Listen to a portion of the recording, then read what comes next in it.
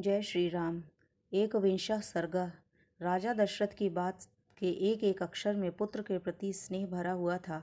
उसे सुनकर महर्षि विश्वामित्र कुपित होकर उनसे इस प्रकार बोले, राजन, पहले मेरी मांगी हुई वस्तु के देने की प्रतिज्ञा करके अब तुम उसे तोड़ना चाहते हो। प्रतिज्ञा का यह त्याग रघुवंशियों के योग्य नहीं है। यह बात तो इस कुल के विनाश का सूचक है। नरेश्वर, यदि तुम्हें ऐसा ही उचित प्रतीत होता है तो मैं जैसे आया था वैसे ही लौट जाऊंगा। ककुस्थ कुल के रत्न, अब तुम अपनी प्रतिज्ञा झूठी करके हितैषी सुहृदयों से घिरे रहकर सुखी रहो। बुद्धिमान विश्वामित्र के कुपित होते ही सारी पृथ्वी कांप उठी और देवताओं के मन में महान भय समा गया।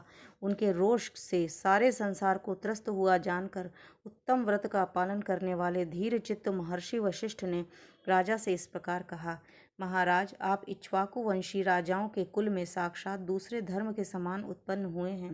धैर्यवान, उत्तम व्रत के पालक तथा श्री संपन्न हैं।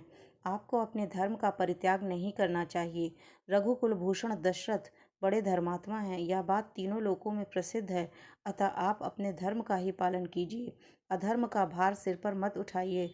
मैं अमुक कार्य करूँगा ऐसा प्रतिज्ञा करके भी जो उस वचन का पालन नहीं करता, उसके यज्ञ यज्ञादि इष्ट तथा बावली तालाब बनवाने आदि पुण्य कर्मों के पुण्य का नाश हो जाता है। अतः आप श्री राम को विश्वामित्र के साथ भेज दीजिए।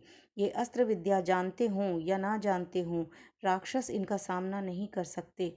जैसे प्रज्वलित अग्नि द्वारा सुरक्षित अमृत पर कोई हाथ नहीं लगा सकता, उसी प्रकार कुशिक नंदन विश्वामित्र से सुरक्षित हुए श्री राम का राक्षस कुछ नहीं बिगाड़ सकते। वे श्री राम तथा महर्षि विश्वामित्र साक्षात धर्म की मूर्ति हैं। वे बलवानों में श्रेष्ठ हैं। विद्या के द्वारा ही ये संसार में सबसे बढ़े चढ़े हैं। तपस्या के तो ये विशाल भंडार हैं ही। चराचर प्राणियों सहित तीनों लोकों में जो नाना प्रकार के अस्त्र हैं, उन सबको ये जानते हैं। इन्हें मेरे सिवाय दूसरा कोई पुरुष ना तो अच्छी तरह जानता है, ना ही कोई जानेगा। देवता, ऋषि, राक्षस, गंधर्व, यक्ष, किन्नर तथा बड़े बड़े नाग भी इनके प्रभाव को नहीं जानते हैं। प्रायः सभी अस्त्र प्रजापति कुशाश्व के परम धर्मात्मा पुत्र हैं। उन्हें प्रजापति के पूर्व काल में कुशिक नंदन विश्वामित्र को, जब कि वे राज्य शासन करते थे, समर्पित कर दिया था। कुशाश्व के वे पुत्र प्रजापति दक्ष की जो पुत्रियों की संतानें हैं, उनके अनेक रूप हैं। वे सब के सब महान शक्तिशाली, प्रकाशमान और विजय दिलाने वाले हैं।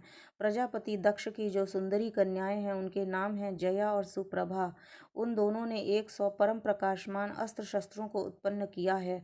उनमें से जया ने वर पाकर 50 श्रेष्ठ पुत्रों को प्राप्त किया है, जो अपरिमित शक्तिशाली रूप रहित हैं। वे सब के सब असुरों की सेनाओं का वध करने के लिए प्रकट हुए हैं। विप्र सुप्रभा ने भी संहार नामक 50 पुत्रों को जन्म दिया, जो अत्यंत दुर्जेय हैं। उन पर आक्रमण करना किसी के लिए भी सर्वथा कठिन है, तथा वे सब के सब अत्यंत बलिष्ठ हैं। ये धर्मज्ञ कुशिक नंदन उन सब अस्त्र शस्त्रों को अच्छी तरह जानते हैं।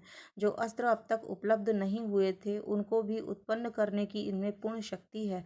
रघुनंदन, इसीलिए इन मुनि श्रेष्ठ धर्मज्ञ महात्मा विश्वामित्र से भूत या भविष्य की कोई बात छिपी नहीं है। राजन, ये महातेजस्वी महायशस्वी विश्वामित्र ऐसे प्रभावशाली हैं, अतः इनको राम को भेजने में आप किसी प्रकार का संदेह ना करें। महर्षि कौशिक स्वयं भी उन राक्षसों का संहार करने में समर्थ हैं, किंतु ये आपके पुत्र का कल्याण करना चाहते हैं, इसलिए यहाँ आकर आपसे याचना कर रहे हैं। महर्षि वशिष्ठ के इन वचन से विख्यात यश वाले रघुकुल शिरोमणि नृपश्रेष्ठ दशरथ का मन प्रसन्न हो गया। वे आनंदमय हो गए और बुद्धि से विचार करने लगे। विश्वामित्र जी की प्रसन्नता के लिए उनके साथ श्री राम का जाना उन्हें रुचि के अनुकूल प्रतीत होने लगा। जय श्री राम।